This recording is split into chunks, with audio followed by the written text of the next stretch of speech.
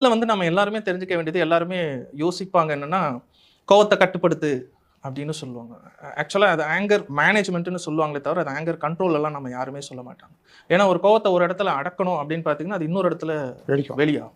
அதனால தான் நம்ம புரிய வைக்கிறது என்ன அப்படின்னு பார்த்தீங்கன்னா, ஒரு தனிப்பட்ட நபர், அதாவது ஒரு 3ஆம் நபர் நம்மகிட்ட எப்படி நடந்துக்கணும், அல்லது எப்படி நம்மகிட்ட பேசணும்ன்றது நாம டிசைட் பண்ண முடியாது.